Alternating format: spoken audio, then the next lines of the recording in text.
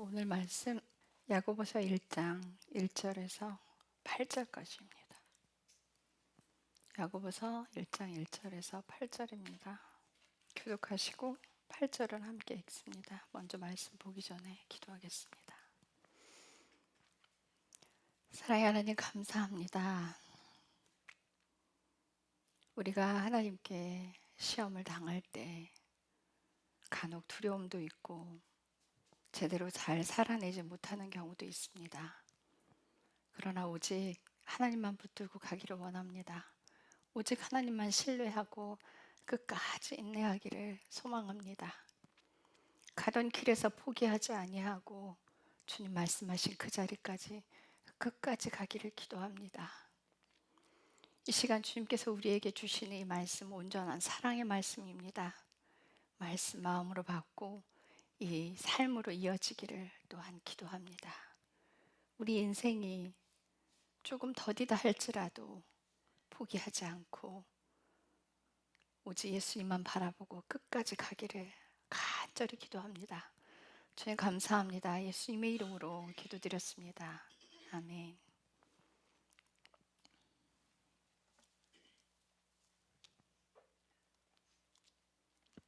제가 먼저 읽습니다. 하나님께서 주 예수 그리스도의 종 야고보는 널리 흩어져 있는 12지파에게 인사하노라. 내 형제들아, 너희가 여러 가지 시험에 빠질 때 그것을 다 기쁨으로 여기라. 너희 믿음의 단련이 인내를 이루는 줄 너희가 아느니라. 오직 인내를 완전히 이루라. 이것은 너희가 완전하고 완벽하여 아무것도 부족함이 없게 하려 함이라. 너희 중에 어떤 사람이 지혜가 부족하거든 모든 사람에게 너그러이 주시고 꾸짖지 아니하시는 하나님께 구하라. 그러면 그분께서 그것을 그에게 주시리라. 그러나 그는 믿음으로 구하고 어떤 일에도 흔들리지 말라. 흔들리는 자는 마치 바람에 밀려 요동하는 바닷물결 같나니 그 사람은 자기가 주께 무엇을 받으리라 생각하지 말라. 두 생각을 품은 사람은 자기의 모든 길에서 안정함이 없느니라. 아멘. 그래서 오늘 말씀은 야고보가 디아스포라 12지파에게 보내는 편지예요. 그러니까 지금 이스라엘 백성들이 이렇게 디아스포라로 흩어지게 된 게 이스라엘 땅에서 복음 때문에 흩어지게 됐어요.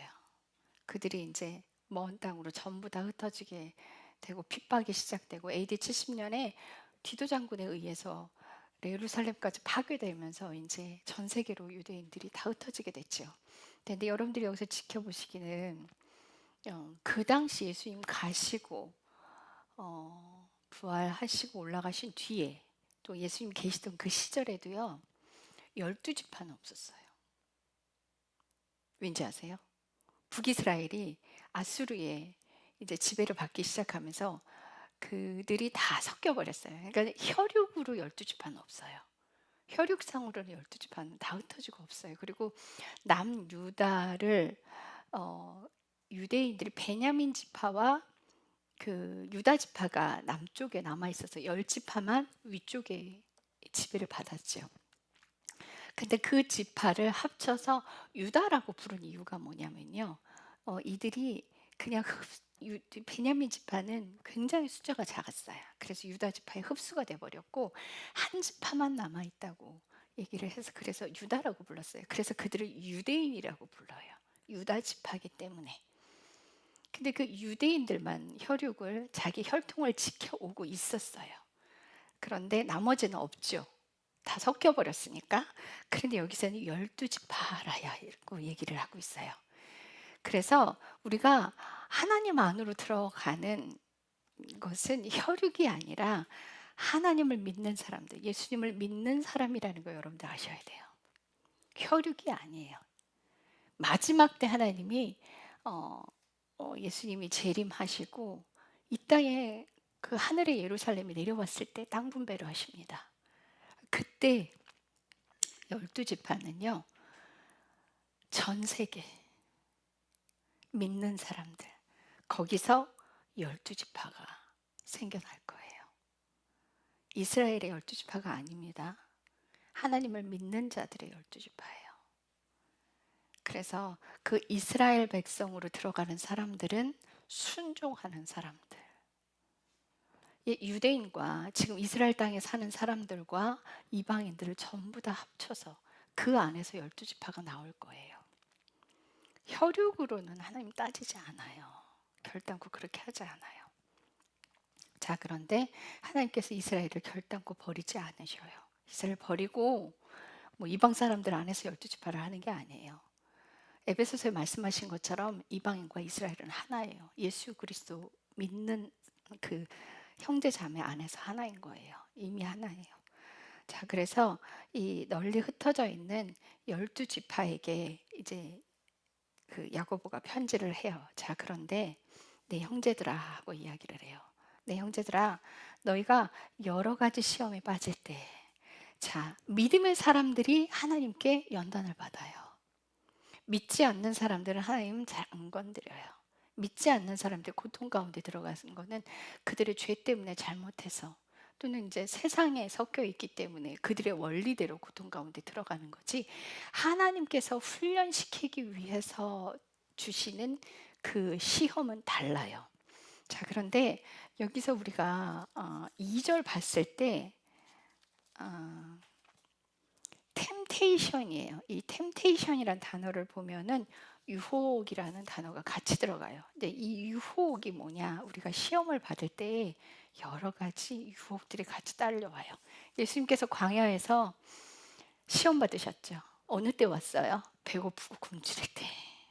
이제 우리 육체가 연약해질 때 시험 당해요.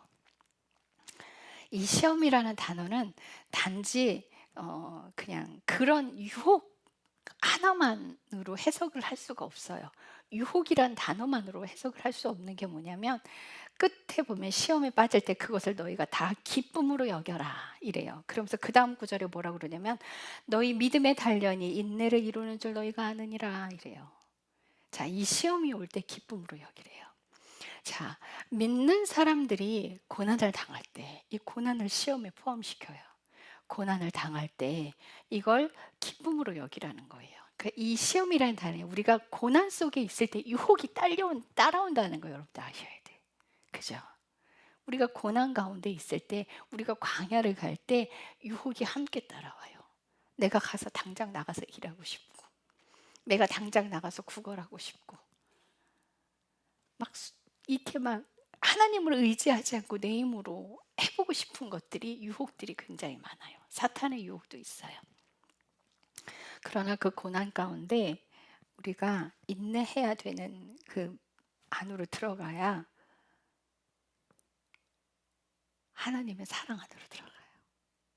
자, 근데 이 인내라는 단어가, 믿음의 단련이 인내를 이룬다. 그런데 이 믿음이 없이는 훈련 안에서 끝까지 갈 수가 없어요. 그러니까 믿음을 단련해서 인내를 이룬다 이 뜻하는 그 인내라는 단어가 우리가 그냥 단지 참는 걸 이야기하는 게 아니에요. 단지 참는 게 아니라 그 인내라는 단어 헬라어로 들어가면 휘포모네예요. 근데 그 휘포모네라는 단어를 찾으면 그냥 인내로 해석이 돼 있어요. 그런데 이 인내, 이 휘포모네라는 뜻은 그냥 단순한 인내로 해석을 할 게 아니에요. 어떤 뜻이 있냐면, 두려움과 공포 속에서도 하나님만 신뢰하고 끝까지 인내하는 거. 또 어떤 인내의 싸움 속에서도 지치지 말고 끝까지 하나님만 신뢰하고 믿음으로 인내하는 거. 믿음이 없이는 결단코 인내를 할 수 없다는 걸 이야기하고 있는 거예요. 믿음이 없이는 인내를 할 수가 없어요. 그래서 하나님께서 우리가 믿음을 단련하여 인내를 이루게 하는 이유는 뭐냐면, 4절에 오직 인내를 완전히 이루라. 이것은 너희가 완전하고 완벽하여 아무것도 부족함이 없게 하려 함이라. 이거는 이 육신적인 걸 부족함이 없게 해주겠다는 뜻이 아니에요. 뭐냐면 우리가 영적인 게 완전하게 채워지게 하는 게 인내라는 거예요. 자, 우리 교회 지금 다 인내하고 있어요. 오경 목사님, 우리 김기호 목사님, 우리 은정 집사님, 배 집사님, 그리고 우리 저기 뭐 미경 집사님, 전부 다, 그리고 지연이도, 그리고 우리 현진 집사님도, 그 가정도 다 지금 인내하는 가운데 있어요. 하나님이 딱 하나 단어를 던져주고 그거 하나 가지고 싹 다 인내하게 만들어요. 미경 집사님 이사 올 날 기다리고 있죠. 우리 지연 자매도 이사 올 날 기다리고 있어요. 그 날이 오기만을 기다리고 있어요. 미국에 있는 윤정 미정 집사님도 한국에 오기만을 고대하고 있어요. 우리 은정 집사님 이사 나가야 돼. 얼마나 우리 김경선이 지금 그 집에서 몇 년 살았어요? 아이들은 커가는데 LH 신청해놓고 그 기간도 끝나버렸어. 이제 꼼짝없이 그냥 기다리는 거예요. 하나님이 저번에 한번 그 말씀을 하시더라고요. 그러니까 LH를 신청하게 한 것도 내가 한 거다. 너희를 시험하기 위해서. 근데 너희가 그 기간에 연연하지 않더라. 보통 하나님의 응답을 안 하시니까 LH라도 나가려고 길을 쓸 텐데 그 1억 7천이요. 여기 그때 거실도 있었고 방 3개짜리 화장실 2개 있는 곳이 다 1억 7천에 나왔어요. 전 그걸 봤거든요. 근데 주님이 아니래요. 자, 이 말씀을 여기에 있는데 보시면 5절에 너희 중에 어떤 사람이 지혜가 부족하거든. 이건 뭐냐면 내 마음대로 하고 싶은 생각이 들거든.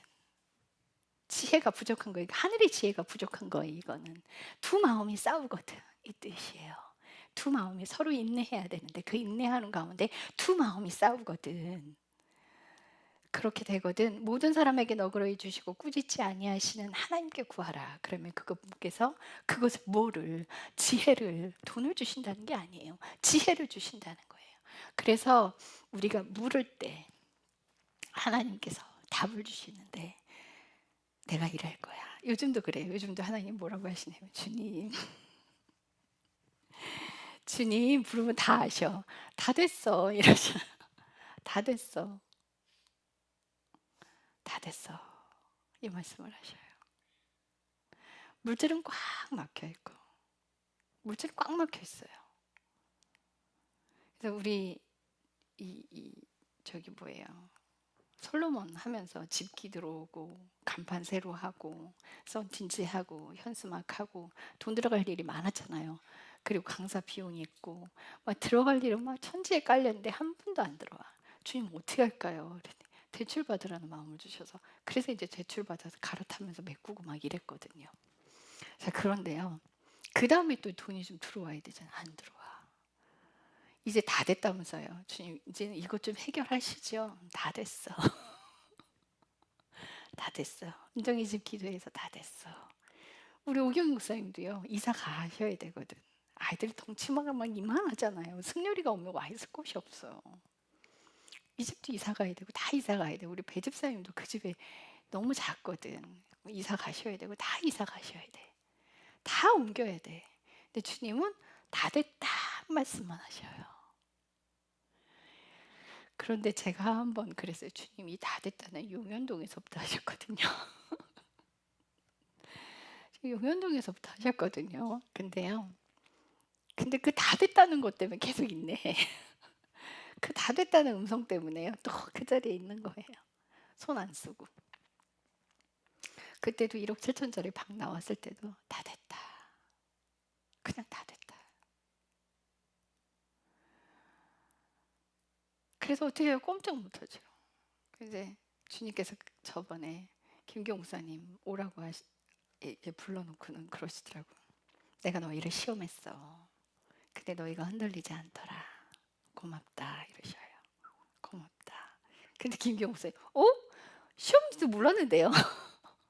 제가 늘 말씀드리잖아요. 순종하고 있으면 시험이 시험 같지 않게 넘어간다고. 순종하고 있으면 안 넘어져요. 감사와 기도로 말씀 보고 있으면 안 넘어져요. 쉽사리. 그리고 막 이게 화가 올라오는 그 일들이 있을지라도 다시 회개하는 자리로 가요.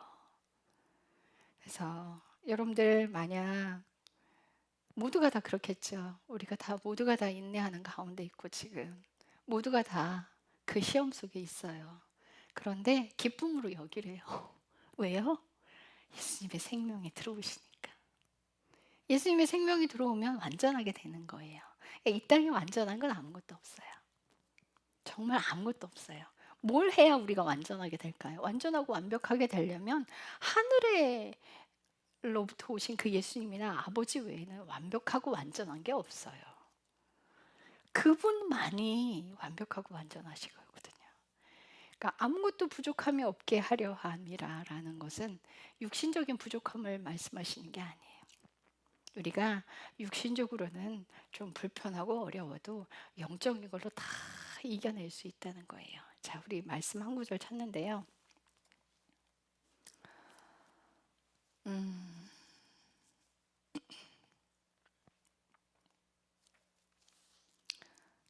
차분차분 찾을게요. 로마서 5장 3에서 4절.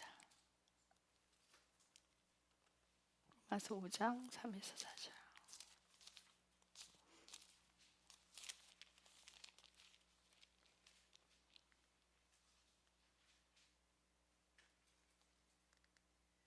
같이 읽겠습니다. 시작. 그리할 뿐 아니라 우리가 환난도 기뻐하나니 이는 환난이 인내를 이루고 인내가 연단을 체험을 그러니까 이게요. 제가 다시 인내가 체험을이라고 되어 있는데 연단이 더 옳아요. 개역개정에 연단으로 되어 있는데요. 연단이 소망을 이루는 줄 우리가 알기 때문이라. 근데 이 연단이라는 단어를 제가 포기할 수 없는 이유가 뭐냐면 인내를 하면 물론 체험을 하게 돼요. 이게 두 가지 뜻을 같이 갖고 있어요.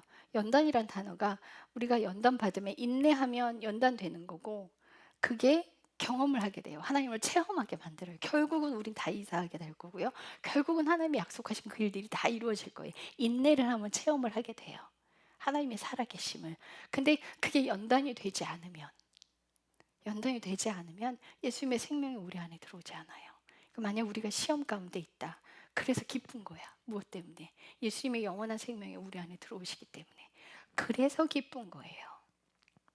그래서 다른 것 때문에 기쁜 게 아니라 그래서 그게 소망을 이루는 거예요. 무슨 소망이? 영원한 생명의 소망을 이루는 거예요. 우리 안에서. 자, 하나님께서 우리에게 그런 시련들을 주시는 이유가 사람이 주인 되어 살아와서 내 맘대로 내가 먼저 확 해버리잖아요. 그죠? 내가 주인 되어 살아면 내 맘대로 막 해치고 나가버려요. 길이 막히면 막 뚫고 나가려고 그래요. 내가 주인 돼서 내 맘대로 하니까. 근데 하나님의 주인 되시면 이게 끝나야 돼. 이걸 종지부를 찍게 하려면 뭐예요? 내가 인내하고 참아야 되는 거예요. 내가 하려고 하는 걸 끝내야 하는 거예요. 내가 일하려고 하는 걸 끝내야 하는 거예요. 그건 뭐예요? 끝까지 기다리게 하시는 거예요. 내가 끝까지 하지 않아야 그게 끝나니까. 근데 그게 완성이 되면 우리가 마지막 날에도요, 어떠한 일이 있더라도 인내하게 돼요. 지금 대한민국 국가에서 QR코드를 준비하고 있대요. 이게 지금 사회주의 국가나 공산국가에서 하고 있는 거예요. 여기다가 QR코드를 줘서 이 이유는 뭐냐면 이제 관리하고 이제 한 사람 한 사람 감시하겠다는 거죠. 통제하겠다는 거예요. 그 얘기를 부천역에서 목회하시는 목사님이 있어요. 중국인 목회를 하시는 목사님이 계시는데 제가 그분께 그럼 중국 교회가 그렇다는 거예요. 지금으로서는 사회주의 국가나 공산국가에서 그걸 하고 있어요. 근데 우리나라에서 그걸 하겠다는 거예요. 지금 현찰 안 갖고 다니게 하겠다는 거지. 그럼 교회에서 헌금은 어떻게 하나요? 그랬더니 QR코드를 찍는 걸 설치를 한대요. 그러면요 그 사람의 동선이 싹 다 파악이 되고요 다 드러나요. 감시 체제로 들어가는 거예요. 이제 뭐 사생활은 안 하겠다. 아니요, 그 거짓말이에요. 사생활 당연히 통제됩니다. 그게 이제 점점 666으로 가까이 가고 있는 거예요. 그래서 그 편리함에 우리가 익숙해져 버리면 결국은 육신이 살아서 그걸 받게 되는 자리까지 갈 거예요. 그러니까 우리가 너무 편리하게 사는 거에 그러니까 사람이 편리하게 살면서 치매가 더 많아진 거 아세요? 핸드폰 때문에 전화번호 두세 개 이상 안 외우고요. 그리고 이제 길을 내비게이션이 다 가르쳐 주기 때문에 길도 안 외우고요. 예전에는 길 다 외우고 다녔잖아요. 그죠? 지도 보고 다니고. 머리 쓸 일이 많았는데 머리 쓸 일이 없어요, 요즘은. 그래서 치매들을 뇌를 안 쓰니까 치매들이 더 빨리 오는 거예요. 점점 우리가 그렇게 이제 사탄의 지배 아래로 점점 들어가요. 그러니까 이스라엘 선교사님을 만났어요. 그랬더니 이제 이스라엘 땅에 제3성전이 지어져야 하잖아요. 성경에 나와 있으니까. 제3성전이 지어져야 하는데 지금 원래 성전 지으려고 했던 데는 그 무슬림 성전이 있던 곳이잖아요. 근데 그 무슬림 성전이 아니라 통곡의 벽 바로 옆에 그 공터가 있어요. 거기에 성전 지을 준비가 이미 다 세팅 다 끝났답니다. 거기다 지을 거래요. 계시록에 뭐라고 제가 늘 말씀드렸죠. 계시록에 성전을 측량하는데 바깥들은 측량하지 마라. 그 이방인들이 밝게 내버려 둬라 이래요. 근데 이스라엘 땅에 이방인들이 밝게 내버려 둔다라고 하는 건 무슬림 성전이 있기 때문에 이방인들이 와서 그 땅을 밟는 거예요. 성전이 있는 곳인데 예루살렘 성전이 있는 곳을 이방인들이 올 이유가 없잖아요. 무슬림 성전 옆에 짓는 거예요, 그대로. 그런데 거기가 거룩한 땅이잖아요. 그 거룩한 땅에 이제 제3성전이 지어지면 그게 거룩한 곳에 가증한 것이 서는 날에. 그러니까 제3성전이 지어지는 게 가증한 것인 거예요. 왜요? 제사 지으려고 하는 거잖아요. 제사제도 폐지됐단 말이에요. 예수님으로 인해서 폐지가 됐는데 다시 그 옛날 그 제사 제도를 하겠다는 거예요. 성전을 지어서. 제3성전을 지어서 그걸 하겠다는 거예요. 그러니까 하나님의 이름이 있는 곳이잖아요. 그 하나님의 이름이 있는 곳에 가증한 것이 서는 날에는 이제 심판이 시작된다는 거예요. 이 핍박이 이어질 거라는 거죠. 여러분들 진짜 얼마 안 남았어요. 정말 얼마 안 남았는데요. 한국 기독교인들 너무 태평해요. 정말 태평합니다. 전 세계 기독교인들 너무나 태평해요. 예수님 오실 때 다 됐는데 정말 정신 바짝 차리고 내가 내 삶을 살아내는데 충실해야 하는데 하나님 명령에 먼저 순종하는 것이 우선인데 그건 제껴놓고 자신의 일에 하기에 급급하단 말이에요 지금. 그래서 하나님께서 기독교인들의 삶을 인내로 못 들어가는 거, 시험으로 못 들어가는 거예요. 평안하게 사는 사람들 죄송합니다. 저주받으셨습니다. 이런 말 한다고 목사가 그런 말 할 거냐 욕하시는 분들이 계실 수도 있어요. 그런데 아니에요. 예수 믿으면 환난은 선택이 아니라 필수가 돼요. 성경에 그렇게 써 있어요. 기록이 되어 있어요. 정말 예수님을 사랑한다면 고난은 필수로 온다는 거예요. 베드로전서 4장 1절 뭐라 그래요? 너희가 육신 안에서 고난을 당한 자는 죄가 그쳤느니라. 히브리서 12장에 뭐라 그래요? 고난을 당하지 않는 자, 징계를 받지 않는 자는 사생아라잖아요. 성경에 다 기록이 되어 있는데 어떻게 예수 믿으면 복 받는다, 육신이 잘 된다 그런 말씀들을 하십니까? 그렇지 않아요. 고난이 따라오는 게 마땅합니다. 그래서 우리가 이 고난 안에서 인내가 연단을 만들어내고 연단이 소망을 만들어내요. 그 안에서 하나님을 경험하게 되는 거고요. 그래서 믿음이 더욱더 장성하게 되는 거예요. 베드로전서 1장 6에서 8절 가봐요.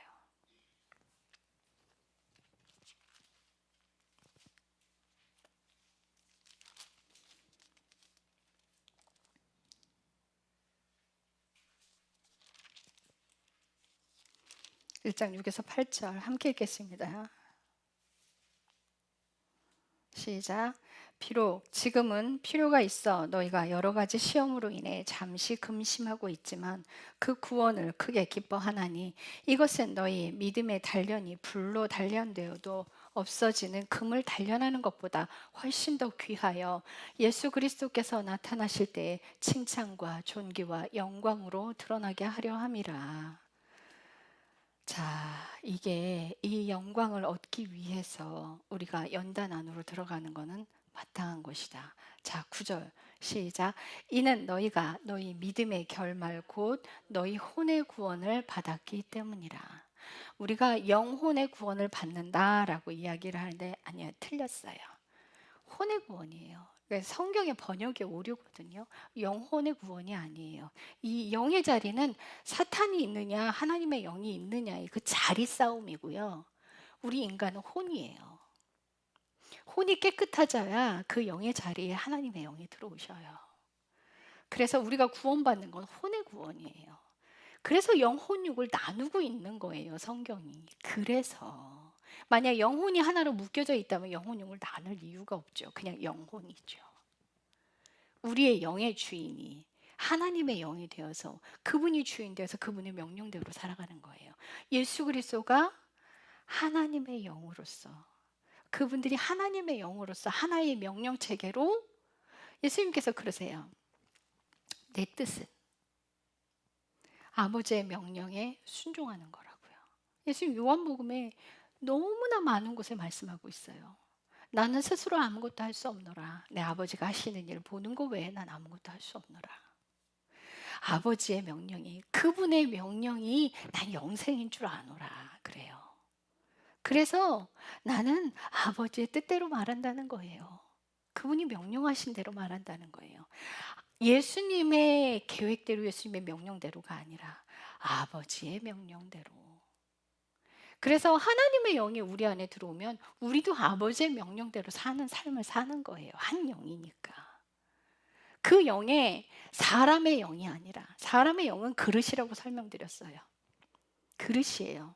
그래서 우리 혼의 구원이 있는 그날까지, 우리가 죽었을 때 예수님이 나를 맞이해 주시는 그날, 여러분들 그날을 기다리고 영원한 생명으로 갈 그날을 기다리고 인내하고, 그 인내 안에서 감사를 찾고, 그 인내하면서 올라오는 화들이나 내 욕심들이 올라올 때, 내가 대우받고 싶을 때, 내가 불공정한 대우를 받을 때 막 화가 나고 짜증이 나는 그런 것들을 회개하는 인생을 살아가는 거예요.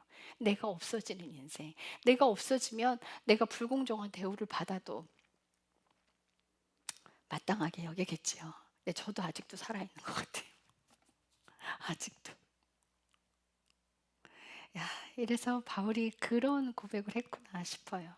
오호라 나는 공고한 자로다. 이 사망의 몸에서 누가 나를 건져낼고, 나는 아닌데 내 안에서 죄로 나를 끌고 가는 게 보인다는 거예요. 이 사망의 몸에 안에 갇혀 있어서 그 죄에서 벗어날 수 없다 이래요. 그런데 여러분, 행위의 죄를 짓지 않는다면 내면의 그 씨름은 믿는 자들이라면 다 하는 거고요. 죽을 때까지 하는 거예요. 그 씨름에서 늘 승리할 수 있는 거는 뭐예요? 회개하는 거. 자동으로 사라지는 사람은 아무도 없습니다. 저 자동으로 사라지지 않아요. 씨름해야 사라져요. 싸워야 사라져요. 회개해야 사라지고요. 그냥 단순한 것들도, 왜 우리 남편은요, 저기 박스 버릴 때 테이프를 안 뜯고 그냥 버려요. 근데 저는 뭘 생각하냐면, 파지 주우시는 분들 박스 다 주워 그 테이프까지 언제 일일이 다 뜯어요. 버리는 사람 하나 버리잖아요. 근데 주워가는 사람 너무나 많잖아요. 그래서 버리는 사람이 뜯어서 버려줘야 한단 말이에요. 근데 우리 남편 그걸 안 해요. 그래서 제가 여보 이거 뜯어버려야 돼요 그랬더니, 주워가는 사람이 해야지 이러는 거예요. 그래서 이제 그거를 더 이상은 얘기를 안 하고, 우리 남편 박스 버리면 박스 모아놓으니까 거기 가서 제가 오늘도 봤는데 또 이제 그 막 쓰레기들하고 같이 섞여져서 버려져 있는 거, 쓰레기통이 있는데, 그럼 거기서 이제 주워서 쓰레기는 쓰레기대로, 이거는 이제 테이프는 찢어서 이제 다시 이제 놓으면서, 주님 테이프 뜯을 수 있는 손가락 주셔서 감사합니다. 이거 분리할 수 있도록 내게 손 두 손 다 주셔서 감사합니다. 주님 감사합니다.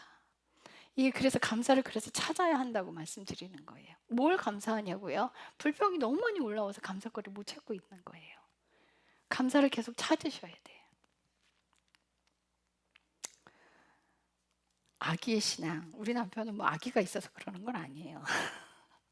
아기 같아서 그런 거예요. 아기 같아서.